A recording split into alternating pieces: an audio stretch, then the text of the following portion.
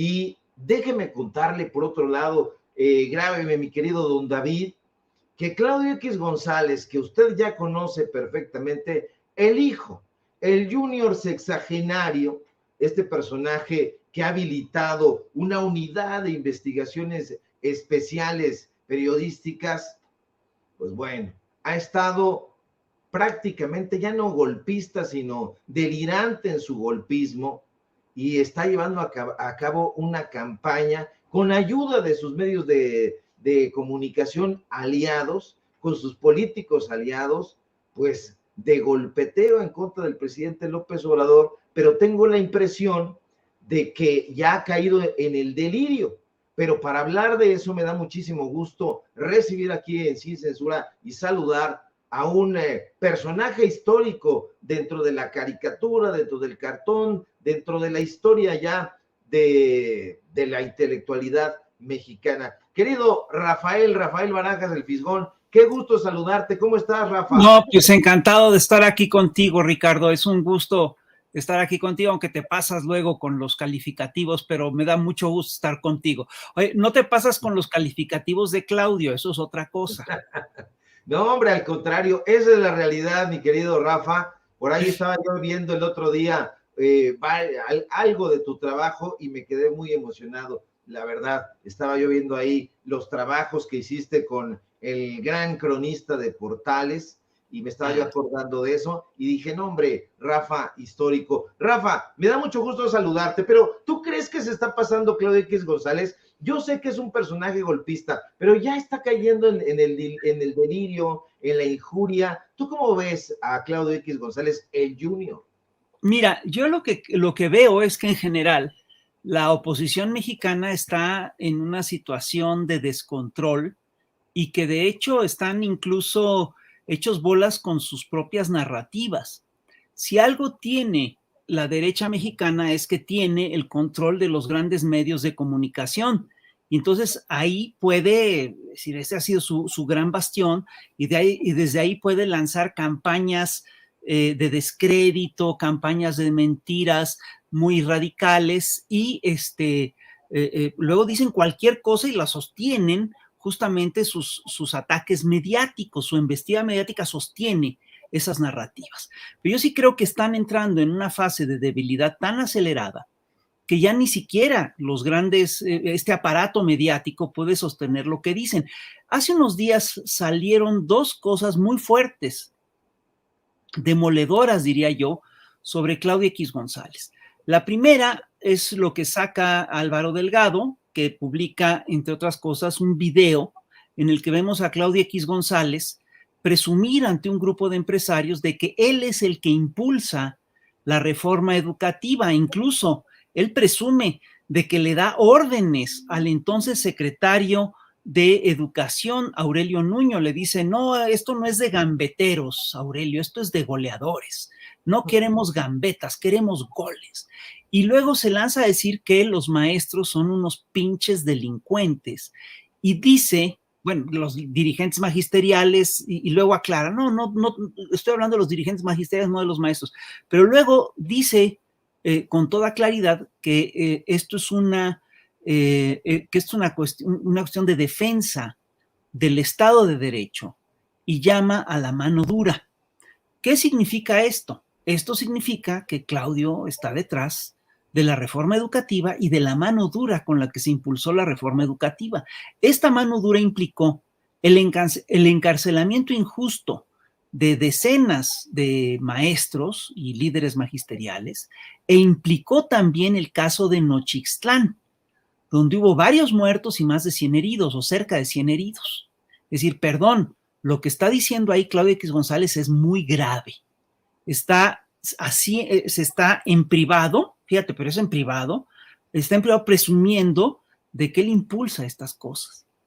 Y me llama poderosamente la atención que esto se combina con un reportaje que hace Contralínea, en el cual Nancy Flores denuncia, entre otras cosas, que Claudio X González recibe financiamiento de la USAID, que es un hecho, está documentadísimo, que es un organismo derivado de la CIA, ¿sí? Como el National Endowment for Democracy y todas estas cosas, y que también recibe dinero de su papá, X González Laporte, del señor Díaz Morodo, de varias empresas poderosas mexicanas, ¿no?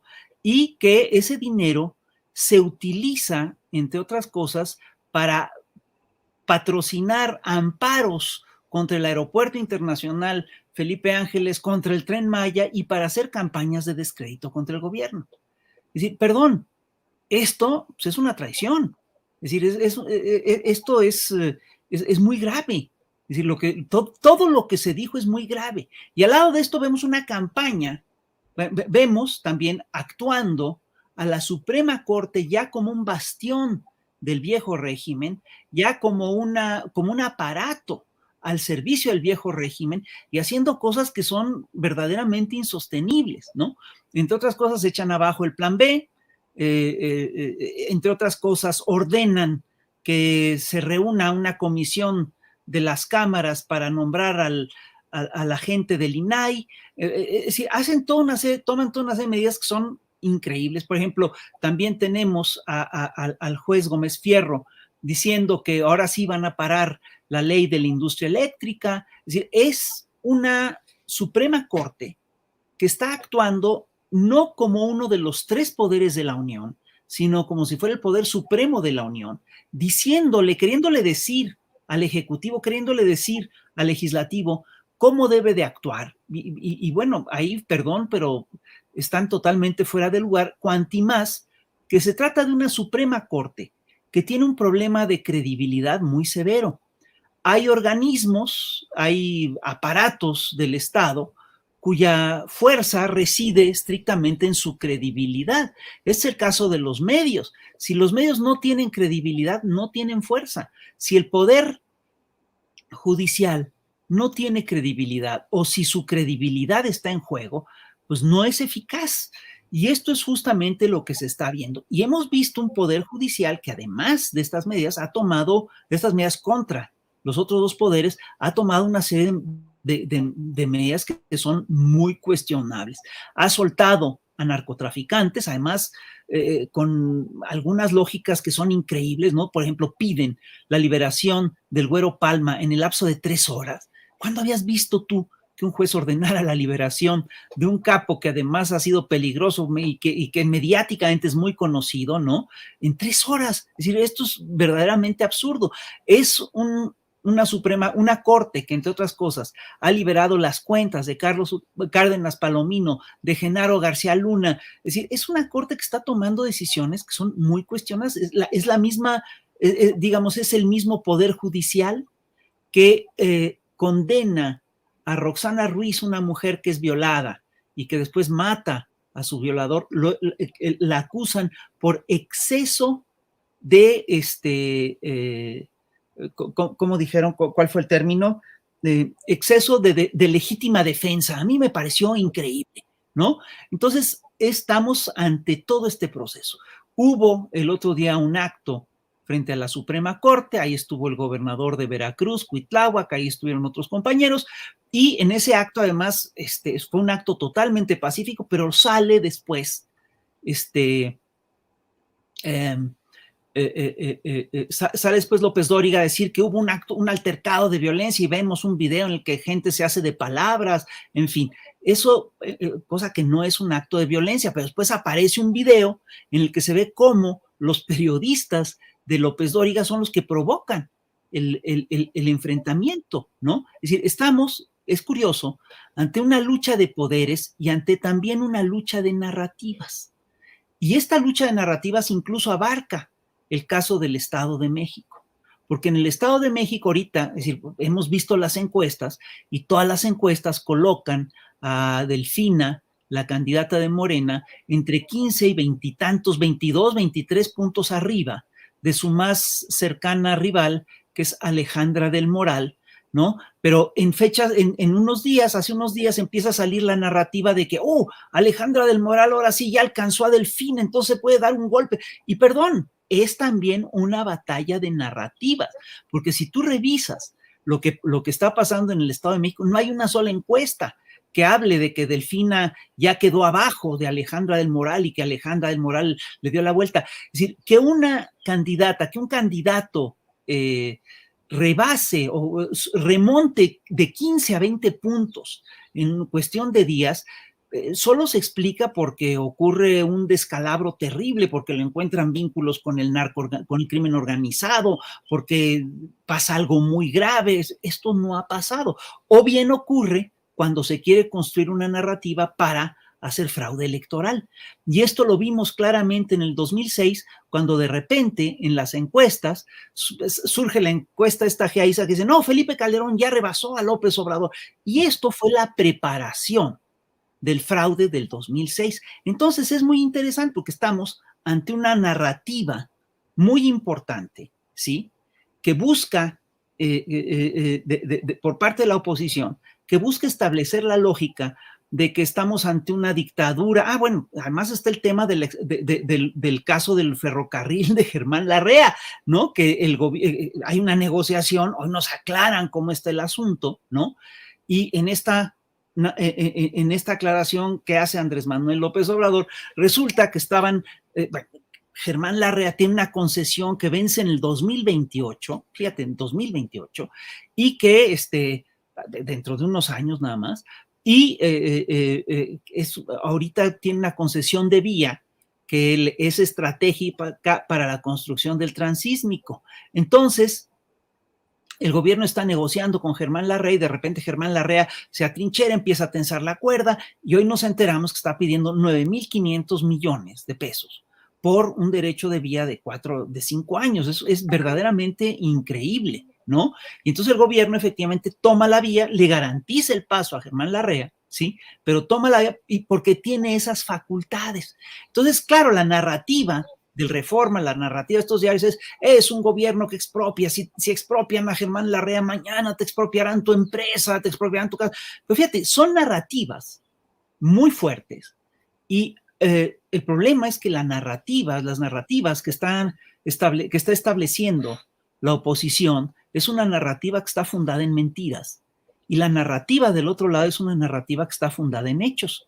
Por ejemplo, acusan de violentos a la gente que se manifiesta frente a la Suprema Corte porque llevan ataúdes con los nombres de los jueces. Perdón, esto es muy común. Si la gente de la Cuarta Transformación se indignara cada vez que hace una cosa similar, la gente de la derecha, bueno, pues no cabríamos de la indignación, estaríamos todo el tiempo en llamas. Recibimos todo el tiempo amenazas de muerte, amenazas de todo tipo. Y estos señores ven eso, que es una forma de protesta muy común. Ve cómo están tratando, por ejemplo, los franceses a Macron, ¿no? Que lo queman su efigie, y pero fíjate, arman toda esta narrativa diciendo que esto es la 4T es violenta, es agresiva y tal, pero ponen de lado lo que yo te comentaba al principio. No han tocado el hecho de que detrás de la matanza de Nochistlán está Claudio X González. Y ahí sí hubo muertos de a de veras, ahí sí hubo heridos de a de veras, ¿sí? Y eso sí fue un acto de violencia brutal del Estado, impulsado por el actual dirigente de la oposición, ¿sí? Y ahí sí no dicen absolutamente nada. Es un régimen de hipocresía, es una lógica de hipocresía increíble, ¿sí? Y yo lo que digo es que lo que nosotros tenemos que hacer siempre es atenernos a la verdad. Porque estas narrativas fundadas en mentira se caen con mucha facilidad. Se cayó ya la narrativa de Germán Larrea de que esto era una expropiación injusta y autoritaria. Se cayó ya la narrativa de la Suprema Corte, se cayó ya la narrativa de López Dóriga de que se agrede a sus reporteros, se cayó ya la narrativa de que Norma Piña es una víctima inocente de digamos, de agresiones machistas. Se cayó ya la narrativa de que la reforma educativa estaba hecha por el bien de México. Perdón, es decir, es una guerra de narrativas. Lo único que los sostiene, que sostiene la narrativa de las derechas, es el enorme aparato mediático que sigue controlando sí, pero ese también está entrando en una crisis profunda y es una crisis de credibilidad. Sin credibilidad, ese aparato mediático no funciona. Perdón, creo que me extendí, no sé tú qué opinas, No, Pepe. no, no, claro que sí, Rafa. Yo te quiero preguntar, justamente ahora que estás hablando y que todos estos personajes se tocan de alguna u otra manera, la narrativa, esta narrativa golpista y que intenta imponerse, ¿se impondrá hoy ante la encuerada que le ha dado Pablo Gómez, titular de la Unidad de Inteligencia Financiera, a una de las contratistas de Norma Piña, precisamente? Estamos hablando de contratos de millones de dólares que le dio Norma Piña y que sigue además colaborando ahí en el Consejo de la Judicatura, dice Pablo Gómez, por extraña razón, pero es un personaje, esta mujer, vinculada a Genaro García Luna. No sé tú cómo lo veas, pero yo no me imaginaba que podría existir pues este puente que va de Norma Piña, pues una contratista de la Corte, contratista de la PFP, hacia Genaro García Luna, y estamos hablando de millones de dólares. ¿Tú cómo ves esa encuerada?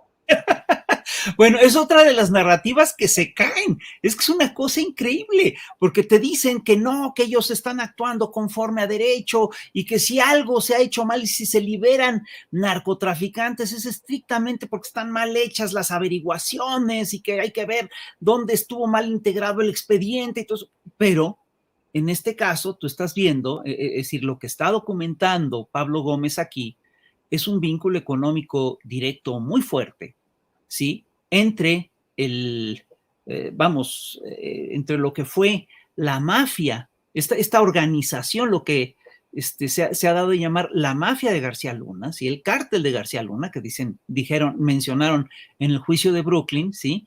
Y la actual Suprema Corte. Pues aquí tenemos un problema muy serio. Es decir, ¿qué credibilidad puede tener una corte que contrata a alguien que fue operador de los negocios de García Luna? Y mira, se ha dicho, bueno, es que esta mujer Sonia, quién sabe qué, después estuvo en la Fiscalía General de la República y después pasó tal. Bueno, eso no es culpa a nadie. Es decir, que hay que averiguar por cómo llegó a la FGR, ¿no? Hay que averiguar cómo fue su tránsito allá, hay que averiguar qué es lo qué es lo que hizo, pero sobre todo lo que hay que averiguar es la legalidad de estos contratos, porque lo que contó Pablo Gómez hoy a mí me resultó bastante escandaloso. Estamos hablando de millones y millones de dólares, es decir, es una brutalidad de dinero, ¿no? Y estamos hablando, además, de una estructura de operación y de lavado, no sé si de lavado, pero de operaciones financieras que quedó intacta, que ha sido intocada. Y perdón, pero es decir, parece mentira, ¿sí? Que hasta la fecha los medios le hayan hecho el vacío todavía al caso de Genaro García Luna. Es decir, ahora es increíble porque son narrativas, estas narrativas son muy claras. Es decir, la señora operaba para este señor, hacía estas operaciones de dinero y tal, tal. En cambio, la derecha, la prensa neoliberal, si tú revisas, hace inferencias que son verdaderamente jaladas de los pelos, ¿no? Y te las quiere dar por buenas. Y entonces te dicen que existe el cártel de Andy, te dice que José Ramón tiene un vínculo sospechoso con la jornada porque renta una casa. Es decir, son cosas que no tienen ni pies ni cabeza y quieren hacértelos pasar como si fueran lo mismo. Yo estoy confiado en que a estas alturas la gente ya no está, ya no se cree fácilmente ya no se traga fácilmente todas estas píldoras, ¿no?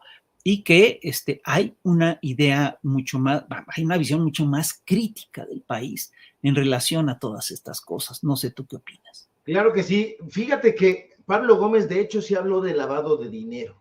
Habló y explicó sobre el mecanismo de extracción de dinero que va a dar a Florida y habló con todas sus letras de lavado de dinero. Así lo dijo, estaba yo revisando porque estuve pendiente de los términos y habla de lavado de dinero, habla de este mecanismo de extracción de dinero y habla de personajes que están demandados ante la Fiscalía General de la República, no son omisiones, no son cosas que se me pasó, se me chispoteó, no, nada de eso, es todo algo perfectamente pensado porque están vinculados a esta gran trama de corrupción. Eso debería de ser un escándalo, Rafa, en los medios de comunicación corporativos. Eso debería ser el titular de Excelsior, del Financiero, de Reforma, de Milenio, pero no lo va a hacer. Debería ser el tema de Raimundo Rivapalacio, en lugar de tratar de lavarle la cara, como lo intenta hacer hoy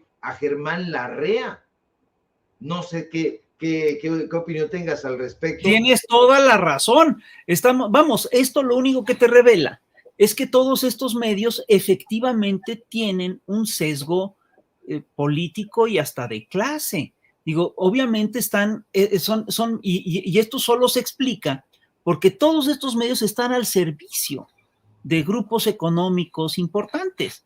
Es decir, prácticamente todo el aparato de medios de México, el público, el privado, y parte del público, pero el grueso de los aparatos mediáticos privados están ligados a un grupo editorial, a un grupo económico poderoso, y eso, pues, por supuesto que les da una visión muy específica. Por supuesto que ellos se van a escandalizar por las acciones tomadas alrededor de las vías del tren de Germán Larrea, y por supuesto que van a cerrar los ojos ante estas operaciones financieras. Y sí, efectivamente, Pablo Gómez habló de lavado de dinero el día de hoy en la mañana. Entonces estamos hablando de un escándalo verdaderamente mayúsculo, pero fíjate qué chistoso, porque los medios siguen todavía teniendo esa capacidad. Es decir, si bien no pueden silenciar del todo la información que sale, sí pueden, al hacerle el vacío a ciertas notas, sí pueden evitar que los escándalos surjan en ciertos momentos. Están administrando el tiempo de los escándalos, están administrando temporalmente los escándalos. Y eso, por supuesto, que le sirve a grupos de intereses, a grupos específicos de interés. Y es un escándalo. Un escándalo enorme, mi querido Rafa. Y bueno, pues yo te agradezco muchísimo esta participación, querido Rafa. Como siempre, un deleite escucharte, y no exagero en mis calificativos, para nada, para nada. Pero ¿con qué cierra, Rafa? Mira, yo con lo que cerraría es con una cosa muy sencilla. Con lo que cerraría es que el viejo régimen está en crisis, está ya de retirada. Es decir, la elección del Estado de México puede marcar el final del Partido Revolucionario Institucional. Es decir, el PRI con el Estado de México sobrevive, sin el Estado de México no sobrevive. Y hay que cuidar mucho esa elección. Hay que cuidarla, entre otras cosas, porque porque el Grupo Atlacomulco es experto en hacer operaciones electorales. Y hay que cuidarla porque hemos visto a Alejandra del Moral, a la gente de Alejandra del Moral, repartiendo licuadoras, haciendo todo este tipo de cosas. Y hemos escuchado a Alejandra del Moral diciendo con toda claridad: no queremos certificado de buena conducta, queremos certificado de mayoría. Y la escuchamos decirle a sus operadores, ella, que es jefa de operadores, hagan lo que saben hacer, para bien o para mal. Y la escuchamos decir en el último debate, y esto me llamó poderosamente la atención, le dice, siendo que Delfina está más de 15, 20, entre 15 y 20 puntos arriba de ella, ¿sí? Le dice, bueno, ¿y vas a aceptar los resultados de la elección? Perdón, lo que hay que preguntar ahí lo que habría que preguntar ahí es a Alejandra del Moral, ¿vas a hacer fraude? Porque esa aseveración, lo que deja ver es que sí tienen armado o sí tienen pensado hacer un operativo de fraude a nivel local, y que todo lo demás no les importa. Han dejado de hacer propaganda, han dejado de hacer campaña, ya no están haciendo actos, es decir, la hipótesis que muchos tenemos es que están invirtiendo todo lo que tienen en operativos territoriales. ¿Qué me fundamenta para decir eso? El historial fraudulento del PRI y las declaraciones de Alejandra del Moral, ¿sí? Diciéndoles a sus operadores: no quieren certificado de buena conducta, quieren un certificado de mayoría.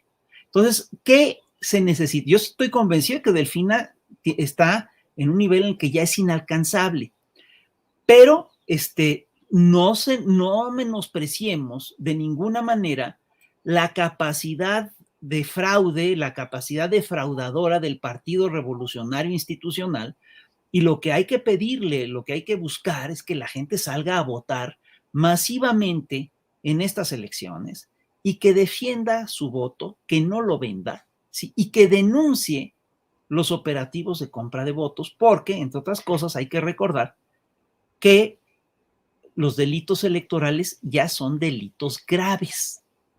Y otra cosa es lo que ocurre en Coahuila, donde también hay elección y ahí lo que vemos es una cosa lamentabilísima. Vimos cómo la izquierda se fractura, cómo el PT, el Verde van por su lado, Morena va por su lado, y esta fractura lo que va a hacer es que lo que está haciendo es que está favoreciendo la llegada, la permanencia, de el clan Moreira en Coahuila. Y aquí sí, me parece inaceptable lo que hizo Mejía Verdeja. Podría ser, Rafa, perdóname, podría ser que Coahuila se convierta en el último resquicio del PRI. Sí, claro, por supuesto. Además, esa es la apuesta de ellos. Ellos lo que quieren es permanecer ahí. Es decir, y no solamente, yo creo que lo de Coahuila no solamente tiene la intención de buscar que Coahuila sea el último, que el PRI mantenga un bastión, ¿sí? Obviamente quisiera mantener todos los que pudieran, pero yo también lo veo como un experimento de la oposición con miras al 2024. Quieren ver qué tanto, si fracturan efectivamente digamos, la alianza Morena, PT, Verde, es decir, ellos pueden conservar o pueden regresar a la presidencia a nivel nacional. Lo veo muy difícil a nivel nacional. En Coahuila es posible porque hay efectivamente mucho atraso en relación a los movimientos de izquierda. Coahuila es un estado que ha estado gobernado por el PRI desde hace décadas, y si se concreta si se llegara a concretar el triunfo del PRI, el PRI llegaría a gobernar 100 años en Coahuila, date cuenta, es una barbaridad. Pero estamos hablando ya no del PRI del PRI de Cárdenas o de López Mateos, estamos hablando ya de un PRI muy descompuesto, un PRI corruptísimo, el PRI de la megadeuda en Coahuila, el PRI del Fobaproa, el PRI ligado a Salinas, a Peña, el PRI de la gran corrupción, ¿no? Eso es lo que está en juego. Y, a mí sí me parece increíble, ¿sí?, la traición de Mejía Verdeja. Pues estaremos siguiendo los acontecimientos muy de cerca, querido Rafa, y desde luego tus reflexiones en torno pues a estas elecciones sin duda históricas que marcarán en el Estado de México si no pasa otra cosa, porque no se necesita ser un profeta para ver que Delfina va que gana, y bueno, pues los acontecimientos difíciles en Coahuila. Te mando un fuerte abrazo, querido Rafa, y bueno, seguimos en comunicación. Un abrazo muy fuerte, que estés muy bien. Igualmente. Pues ya lo escuchó, público memorioso, Rafa el Fisgón, que no nos equivocamos cuando decimos que es uno de los moneros, caricaturistas, intelectuales más consistentes ya desde hace mucho tiempo en los medios de comunicación de izquierda, los medios de comunicación ahora alternativos, y que precisamente deja, como dice mi querido Vicente Serrano, la víbora chillando. Y yo le voy a pedir en este punto